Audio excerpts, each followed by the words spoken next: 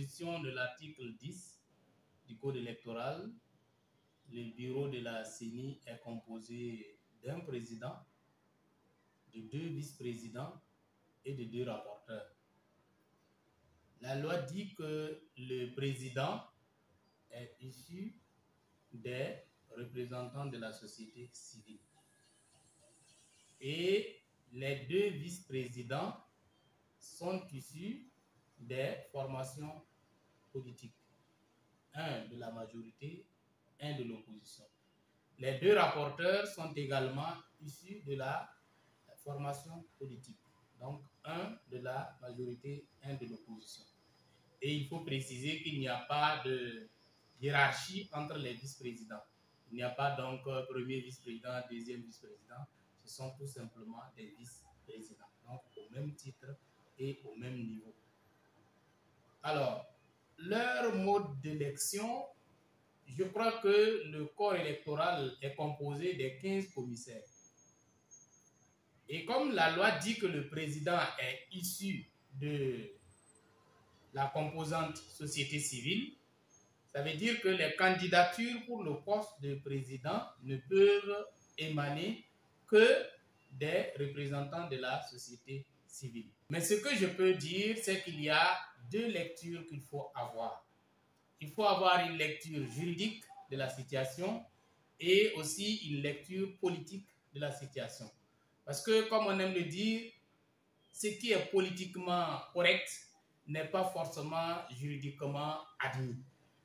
Et quand vous prenez la loi portant code électoral à son article 5, je crois, et au niveau de la société civile, il est précisé qu'il y a 3 représentants des autorités coutumières et religieuses plutôt, et un représentant des autorités coutumières et un représentant des associations de défense des droits humains.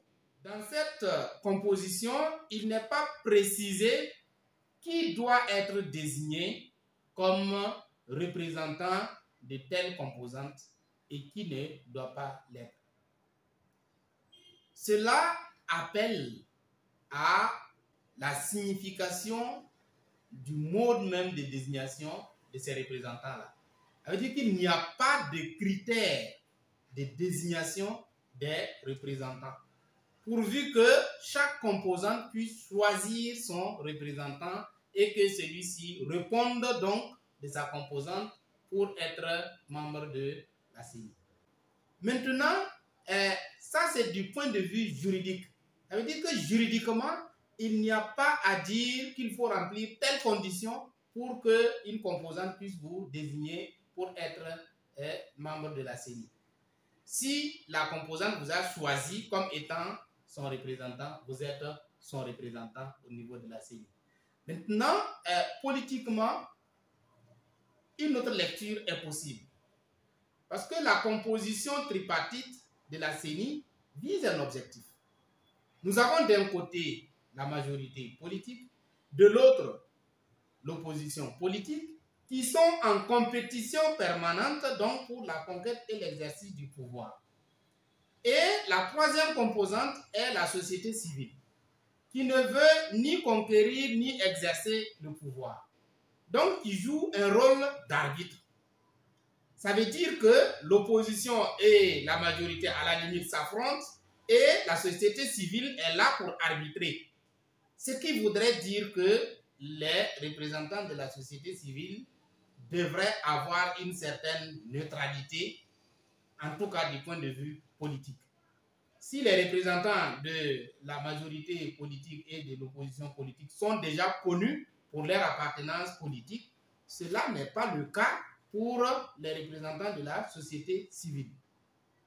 Parce que société civile s'entend qu'il ne s'agit pas des représentants des partis politiques. Et donc, il devrait avoir une certaine neutralité.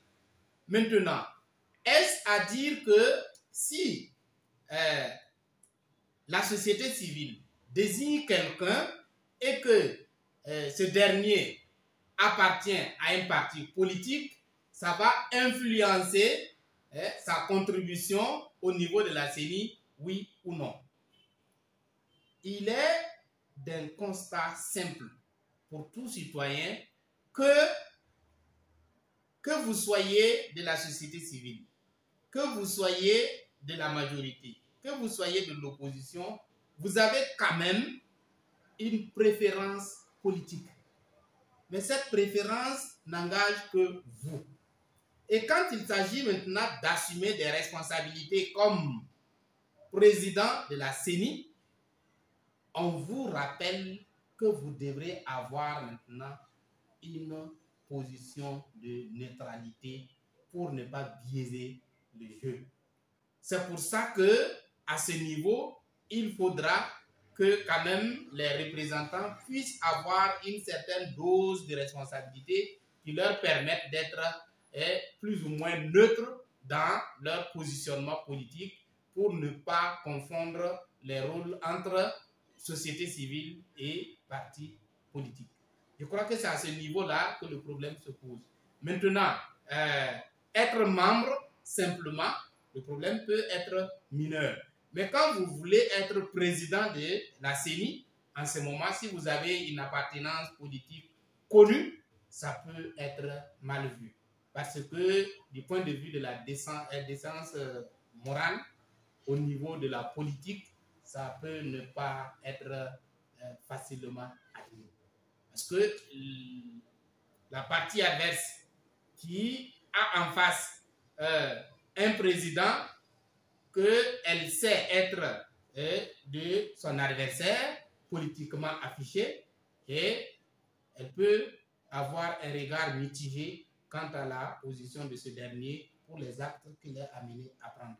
Maintenant, il faut s'assurer que celui qui a été désigné n'a aucune responsabilité politique quelque part, ou bien en tout cas que la personne s'est déchargée de ses responsabilités politiques qu'elle assumait auparavant avant d'y aller. D'ailleurs, la loi dit que pour les postes de président, vice-président et rapporteur, vous devrez, si vous étiez membre d'un parti politique, vous devrez rendre votre démission avant de pouvoir être membre du bureau de la CENI. Refuser de siéger, à siéger déjà c'est un droit. Si l'opposition choisit de ne pas siéger, ce que je ne souhaite pas du tout, ben c'est son droit. Maintenant, si au niveau de la composition de la CENI, on sait qu'il y a 15 commissaires. Si une composante choisit de ne pas siéger, ça veut dire qu'il va rester les 10. Et dans le fonctionnement de la CENI, ben, les délibérations se font à la majorité des membres. Et 10 sur 15, il y a lieu encore constater qu'il y a la majorité qui est là pour permettre à l'institution de fonctionner. Ça, c'est du point de vue juridique. Mais politiquement, est-ce qu'on peut admettre qu'il y ait une CENI appelée à organiser des élections dans un état de droit où on milite pour que l'opposition puisse aussi avoir voix au chapitre pour, je dirais, la maturation de la démocratie? Est-ce qu'on peut admettre qu'il y ait une CENI composée uniquement des commissaires de la majorité et de la société civile en l'absence de ceux de l'opposition politique?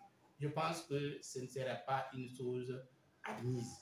Donc, je crois qu'à ce niveau, il faudra que les acteurs aient une hauteur de vue et qu'ils ne perdent pas du tout l'intérêt général et que chacun puisse mettre un peu d'eau dans son vin pour qu'on puisse s'accorder les violons et trouver le juste milieu. Okay. Je n'ai pas connaissance d'une opposition non affiliée selon la réglementation en vigueur au Burkina. Ni le code électoral, ni la constitution n'a prévu une opposition non affiliée. D'ailleurs, je ne sais pas à quoi ça renvoie, opposition non affiliée. Voilà. La loi dit soit vous êtes opposition, ou bien vous êtes de la majorité. Et la loi a précisé que les partis de la majorité font leur déclaration d'appartenance à la majorité et les partis de l'opposition font une déclaration aussi d'appartenance à l'opposition. Maintenant, affilié ou pas, je ne sais pas à quoi on s'affilie dans l'opposition, mais franchement, je n'ai pas vu une disposition légale qui prévoit cela. Pas à juger les chances d'un candidat du moment où je ne fais pas partie du corps électoral. Ce n'est pas à moi d'apprécier les chances d'un candidat pour être élu ou pas. Je crois que chaque candidat qui se présente avec ses chances à lui, se présente avec ses moyens à lui, se présente avec une conviction à lui de pouvoir remporter les élections. Donc, seuls les urnes peuvent nous départager. Et je crois qu'il faut attendre les élections pour savoir qui sera élu président.